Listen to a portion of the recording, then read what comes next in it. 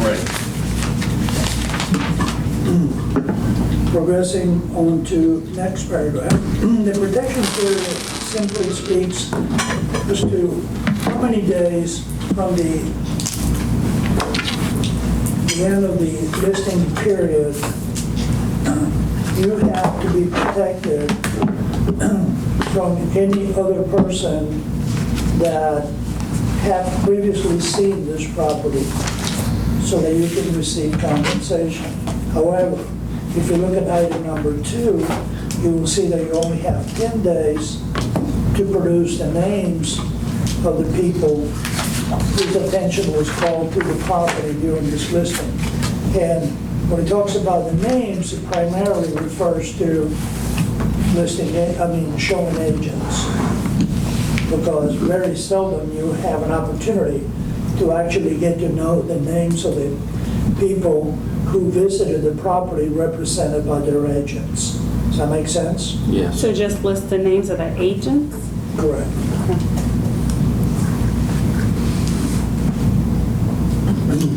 And it can happen. Can happen.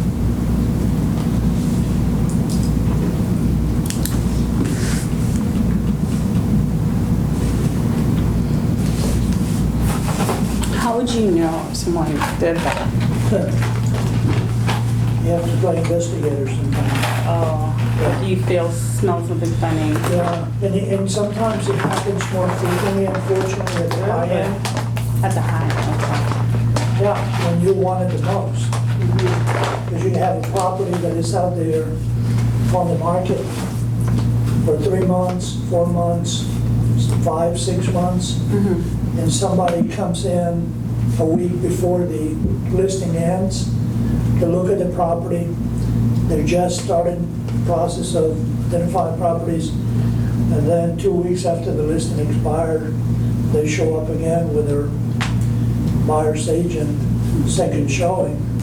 Guess what? Your listing has expired, therefore CSS no longer notifies you that there's been appointments made, right? So the moment that you see that the property goes on the market as active, sometimes you have to look, did any of these agents actually show the property while I had it listed? When you put your listing on CSN, since you're putting I assume your lockbox on there, and you're gonna tell CSS when the listing expires, right? Or no? No, they know it automatically. Okay, they know it automatically. If the listing expires, another agent shouldn't be able to get in there because that lockbox will be If the listing expired. expires, another agent, If the listing expires and I have my lockbox on a house, you want after the listing expires. let's say it's 2 days and I haven't taken the lockbox off. My question is, how would they schedule a showing if it's Another expired? listing agent. Huh? Another listing agent? It's listed with someone else. Because you're at this assuming point. the person will go to another agent immediately. They have to. What do you mean they If have you're to? no longer listing the property, Mhm. and the seller has hired a different listing agent, they will ask you to come and remove your lockbox and your sign, please. Okay, now, supposedly they haven't, does that happen often? Where Yes. it's that quickly, they move on to Yes. another agent, where they don't give you? They're waiting for their listing to expire Yeah, with we have you so they can agents in sign. the last 10 days of your listing, they already know. The listing agent's already taken photos, bang, bang, Okay. yeah. But I should probably start coaching the seller, maybe 30 days, that we might have to extend the listing agreement? Oh, absolutely. Okay, all right. So here's the key, right? What is the reason why most listing agents get fired? Doesn't so? Non-communication. That's Oh, right, yeah. they stop talking to the sellers. It's very, in the beginning, it's like any new relationship. Everybody's excited. You're getting personal now, Raul. After 30 showings, if the seller is not doing what you're asking them to do, I'm just speaking from experience. It's happened many times, it's happening right now, right? So here's my choice. I have a relationship with this person. I made a commitment that I'm gonna spend my money on this person because I believe that I'm gonna be able to coach this person and I'm gonna be able to guide this person to do the right thing. Along the way, I figure out this person is kind of slow, not paying attention to things that I ask to do, not moving quickly enough for my needs. Now I have to make a decision. Do I continue to spend money? And what efforts do I put into this relationship so that we can expand the listing period and I continue to have an opportunity to get commission on it? So that's something that we have to pay a lot of attention. If the relationship is worth our effort, then you should maintain communication at least weekly. And that can be so difficult 15 weeks into it. Because you've got other people that appear to be more real, more motivated, more enthusiastic. You get busy. Unfortunately, that word is not necessarily a good word. Being busy does not necessarily mean being productive, which is what we aim for. You know, real estate is one of those so unstructured professions and activities that if we don't create boundaries for ourselves, it is very possible that somebody else will violate those things. You know, if it is true that the only limitation that we have in this business is time. And in the beginning, we're so tempted to volunteer to anything because we have lots of time. And that is unfortunately how we build habits. If we don't build good habits from the get-go, those habits continue into a time in where we become more productive.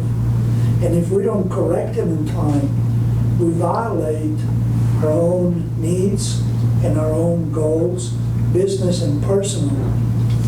It is very tempting to want to help people because you know there is a great reward for every opportunity.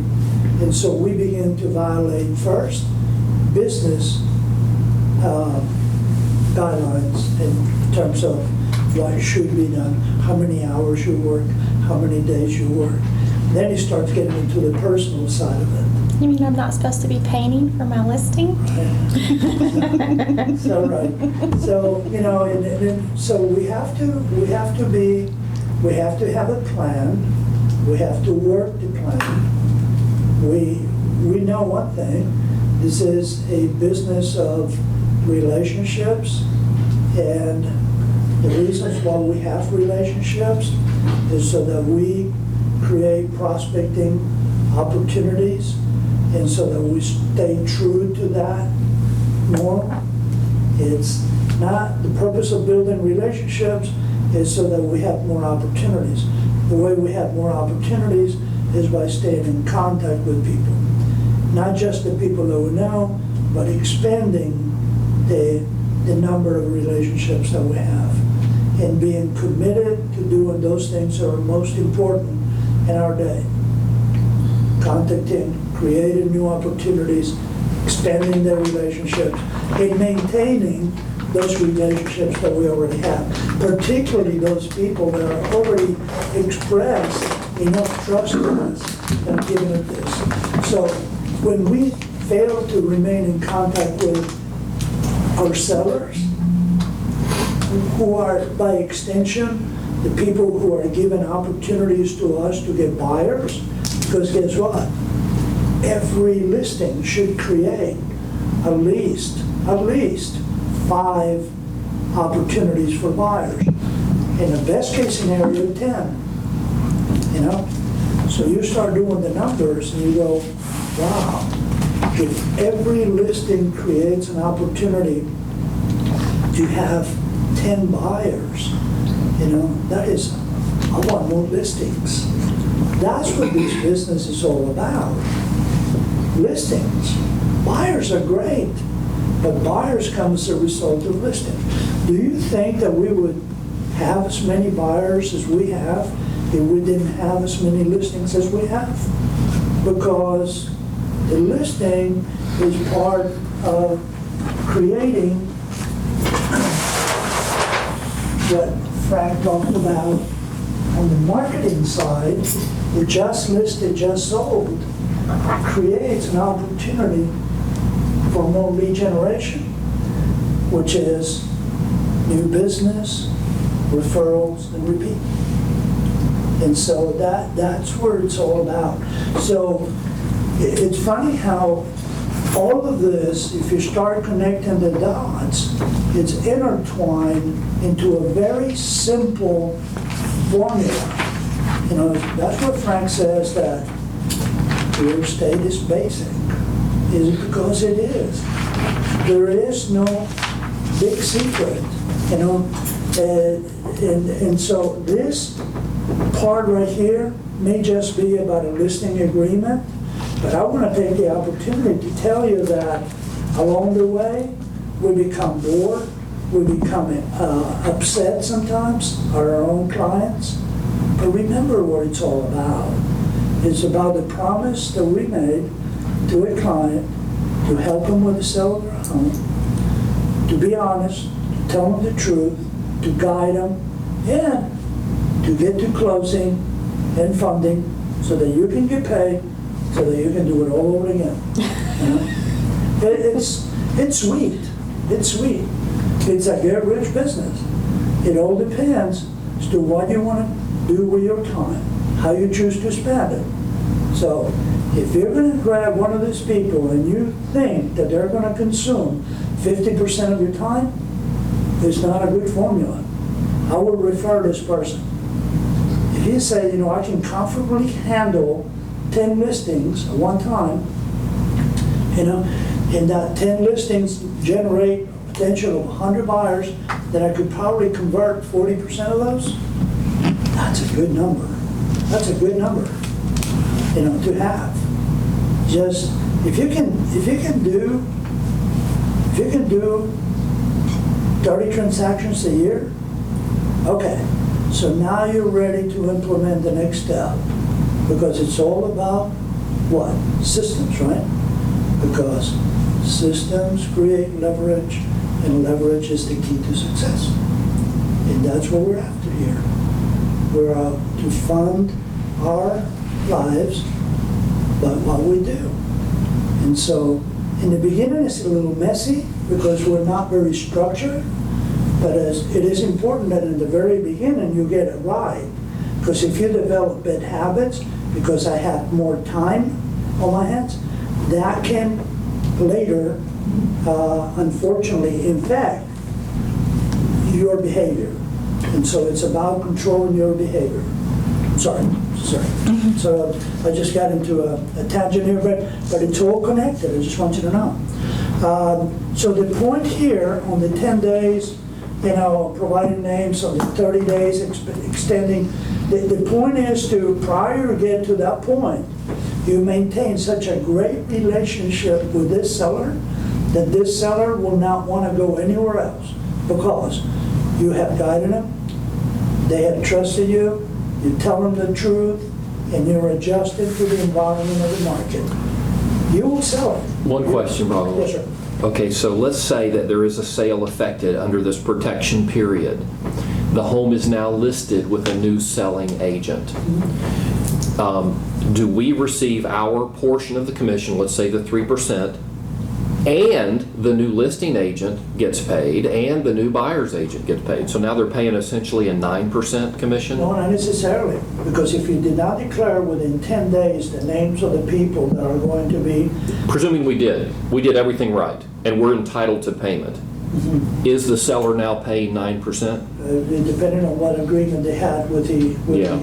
But if it was... But here's the deal. When they take the new agreement with the listing agent, the new listing agent, typically they want to declare that if these people buy houses, yes, then we don't pay you. Yes. What So happened? they need to, okay, so the seller needs to be careful if they enter into a new listing agreement That's right. to specifically exclude any purchasers that view the property during the previous listing period upon which a commission might be owed. Yeah, and so guess what? As a new listing agent, let's say we're now the new listing agent, and they had another listing agent before, and now the seller's giving us the names of those 7 people that have shown the property, and then all of a sudden, voila, that agent shows up with clients to the home that are gonna engage in purchasing the property. Guess what my first phone call is gonna be? I'm gonna call that buyer's agent to find out if these are the same people That's right. that they showed this house to before. Because you only have the agent's name. That's right. That's right. And only the agent's name knows if these were the same people that they have shown the home So to it's, before. essentially, it's not even 9%, it could be up to 12%, if 6% is the cap. No, there's no cap in the. No, I'm just saying, if I had an agreement for 6% on a listing, and we showed the house to Maria, and the listing expired, and on day 2, she picked up the listing, had 6% also, and Maria bought the house. Yeah, you missed one part. Go ahead. In the declaration of the names of the individuals that will be exempt under the new listing agreement. So that means I'm not, as a new listing agent, I'm not entitled to it because I That's right. didn't procure She the will get a buyer. list. Oh, wow. Yeah. I So there were just got what you're exclusions. saying. So if you go in as a second you listing go as a agent, second- you would You want- don't know that Maria saw the house before you picked it up. I didn't find Maria, you did. Right. Oh. But I would be interesting. upset if I, Yeah, it'd you be would. nice to know. You would. Okay. Because then now you I've wouldn't taken. get anything, yeah. Right, because now I've taken my time to get it all listed and I I don't, get it and now. it's gone. Oh, no. Okay. Just move forward on this. Okay, so the escrow authorization is basically what the seller authorizes the broker, and then the escrow closing agent authorized to close the transaction for the purposes or acquisition of the property to collect and disperse to broker amounts. This basically says that the broker is authorized to engage a title company. Okay. Listing services, here's Alana, for your needs. Broker will file the listing agreement with one or more multiple listing systems. We only have one in our area. By the earlier time required by the MLS rules or 5 days after the day that the listing begins. And the seller authorizes the broker to submit information about this listing and for the sale of the property to the MLS. Okay? Now, I'm going to switch gears a little more and present it like I will present it to my clients, so I will not eventually run out of time here. So, the notice is the MLS requires the broker to accurately and timely submit the information to the MLS. And so this is a disclosure, okay, that the MLS owns the information that you give them after the fact. In other words, you don't own it, they own it. The moment we put it on the MLS, it becomes theirs. Then the broker now could be given instructions by the seller not to list it on the MLS, which is crazy, because the MLS is the main source of marketing for us. A seller will be committing a terrible mistake if they instruct us not to list it on the MLS. It's like next to saying, well, actually, that is the biggest factor in the sale of the property, the MLS. Second biggest property is the internet these days. So there are some people that would not want you to put there used to be more, but not anymore. But there are some people, particularly at the affluent level, are very careful as to what they allow you to put on.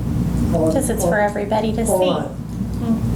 But these days, my goodness, but look at what we do. Look at what we do. We put every angle of this property on the internet.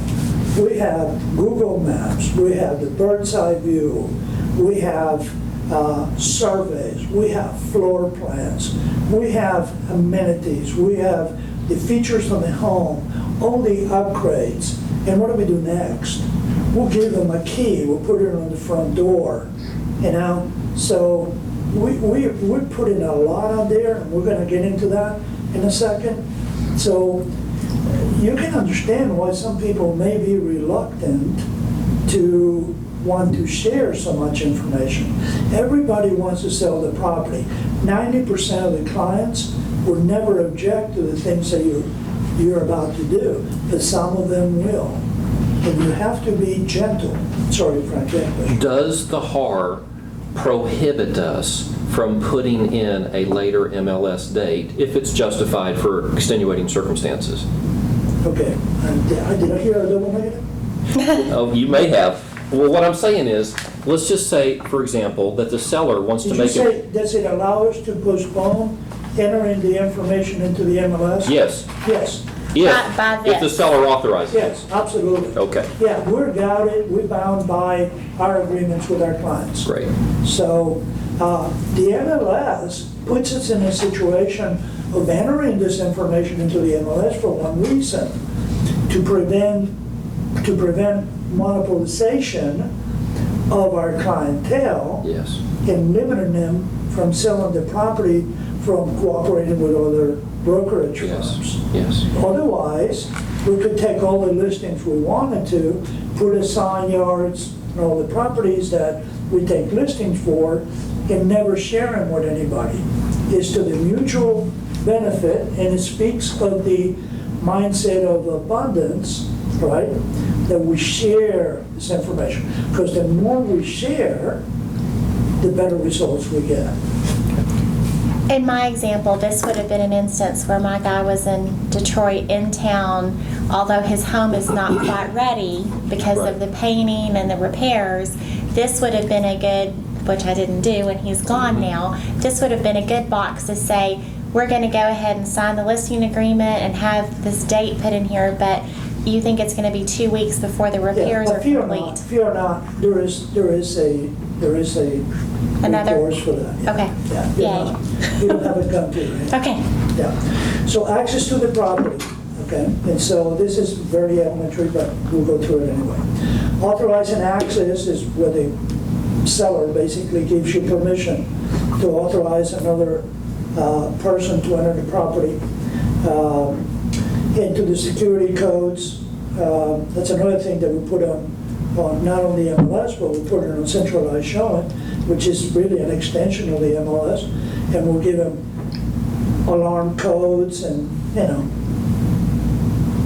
all kinds of very intrusive stuff otherwise to facilitate the showing and the sale of the property.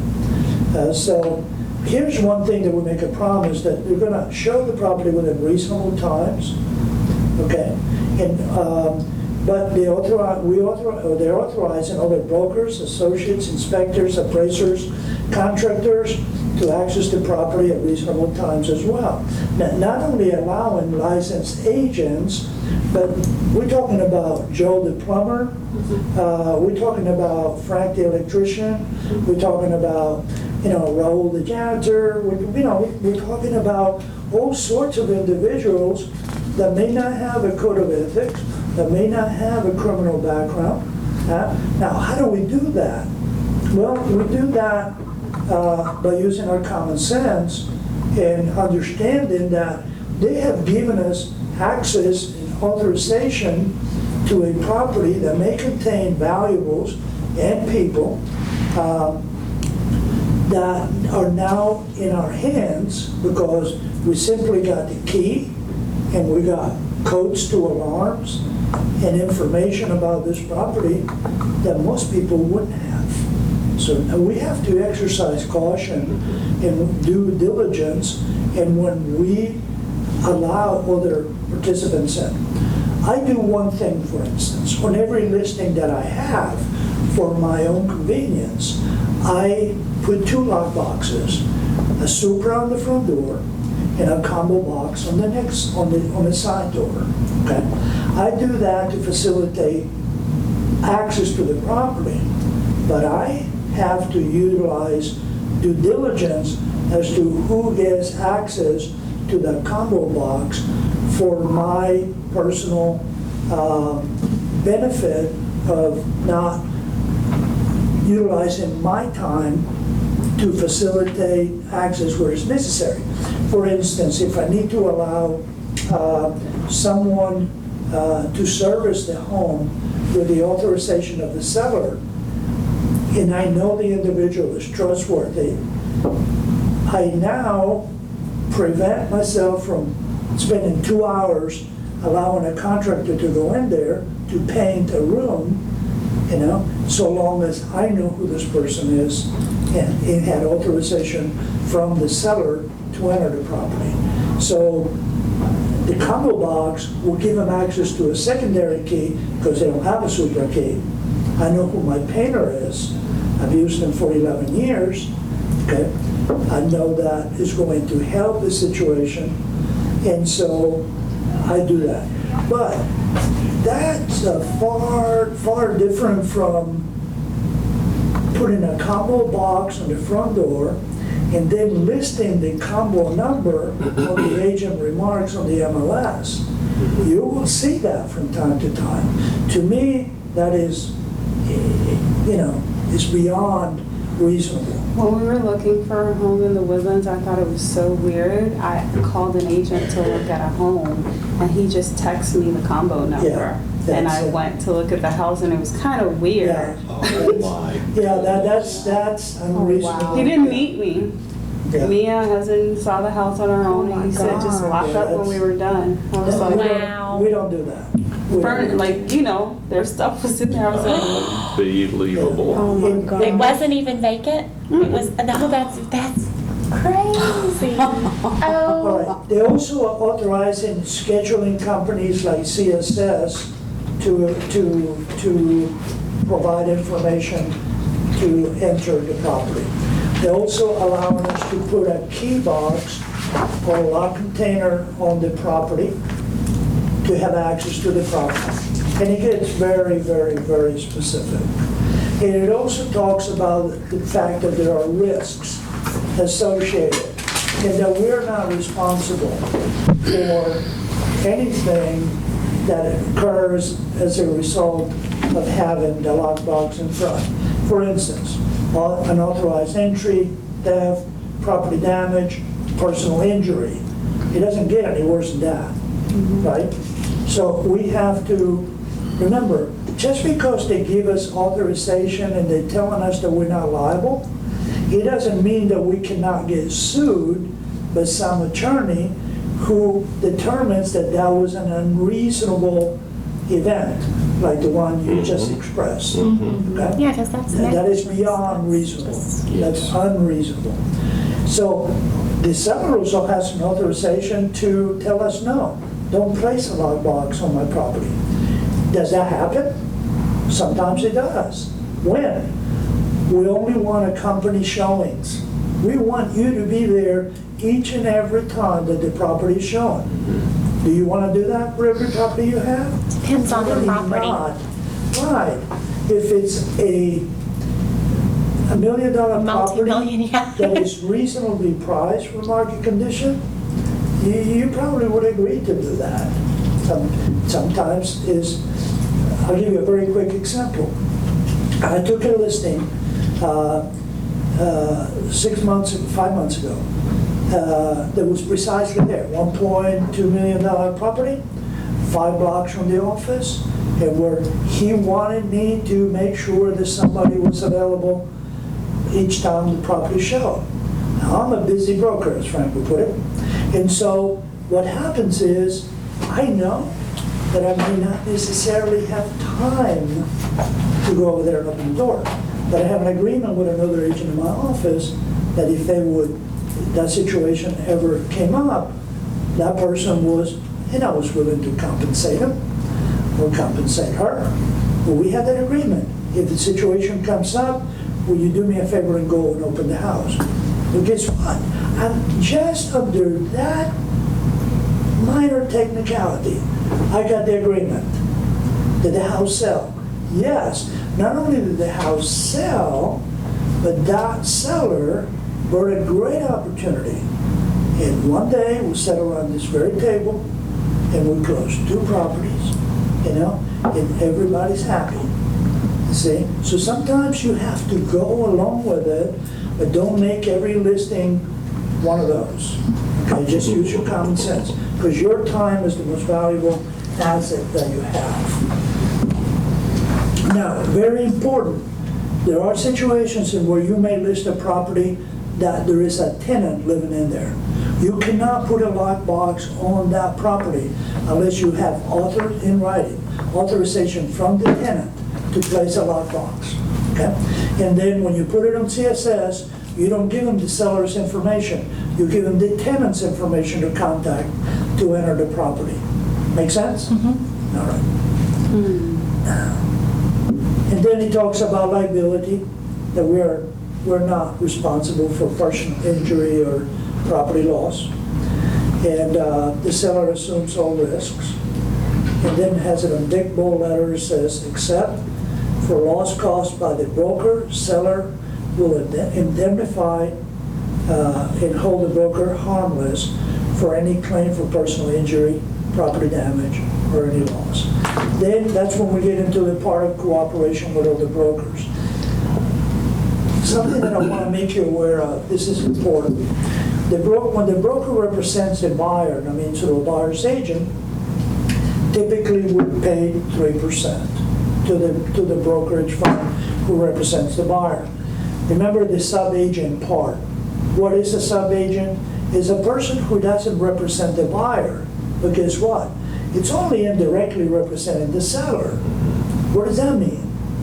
That means that that person doesn't have a written agreement with the seller. It's only a sub-agent. That means that the sub-agent can say and make any claims he or she wants to make about the property without being accountable for it. You know? So your decision to make here is, if you're not representing the buyer and you're not representing my client, the seller, okay, am I going to pay you? Some people choose to pay a sub-agent because they want to sell the property to whoever wants to purchase it. I personally, this is the personal decision that I make as a listing agent, I don't pay sub-agents, or I tell my client not to pay sub-agents, because sub-agents have no liability about the things that, the claims that they make about the property. They can say that the property is X, okay? Their property is so-and-so, and it may not be so-and-so. It may be something completely different from what I'm trying to represent on the MLS. Does that make sense? The sub-agent is accountable to nobody. That's why I choose not to pay the sub-agent, or I advise my client not to pay a sub-agent. I guess I don't understand what a sub-agent is. Just like what I did this weekend. She didn't sign anything. I just took her to sell a house that another You're agent had indirectly listed. representing the seller. Right. Yes. That means that you may not get paid if you show Right. one of my listings. Right. So you, basically what you're doing is forcing the buyer's agent to enter into a buyer's rep agreement. Yeah. Okay. Because at that point in time, I don't get into a situation where claims may have been made that I have to defend against. Yes. Interesting. Yeah. Is it the same form if, I don't know the property you showed, if it's your listing or not, but if she has them sign this form right here also to be So a buyer's every time agent? that information about brokerage services is an absolute necessity. But you said she has to be a buyer's agent to get paid for your listing. Yes, on my listing. So when you look at the MLS, make sure there are two fields, right? Buyer's agents, sub-agents. Read how much a sub-agent gets paid. Better yet, if you want to represent your buyers, have a buyer's rep agreement. So if I take her out again, if I get in touch with her, I would not show a property. I got fired twice last week. What? It sounds funny when you Because I say will not that. show, frankly, I don't show. Typically I don't. I refer them. But I do it under a buyer's rep agreement. If they choose not to show up because they have never done it before, or they don't like to sign anything ahead of whatever, okay, I'm sorry, I won't refer you. Since we're new, would you suggest that or don't suggest that? I'm sorry? Would you suggest us to take that business model where we don't show? If you want to get paid, Because basically, if they see a house. understand what when you're not representing the client, the only thing that you can do for them is tell them the truth. But, meaning being honest. But you don't have to share any information because you're not representing them. You don't have loyalty, you don't have fiduciary responsibility, you don't have any of those elements that will be extremely important to a buyer.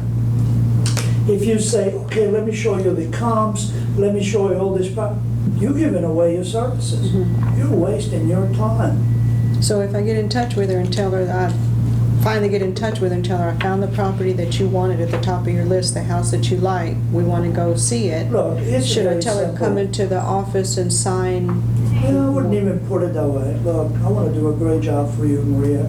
You know, unfortunately, in Texas, if I'm not representing you, there's very little information that I can represent. Would you like to be represented? It's not going to cost you anything, but it's going to allow me to do a whole lot for you. Information is power, you know, and knowledge is power. So I And should so tell that her. could save you a lot of money, okay? Those are key phrases, you know? I could negotiate for you, and the way we are right now, we have no relationship. Unfortunately, as much as I would love to help you, I'm indirectly representing the seller. I don't feel comfortable doing that. Do you? It's not going to cost you, Yeah. you know? So the buyer will say, absolutely. You know, Yeah. give me the piece of paper, sign it. Just share it with me. Tell me, how can I save money? How can you negotiate for me? So just bring the paper to the first, like she's the going to listing, show yeah. to the This first is the listing. paper you need to have first. Yeah.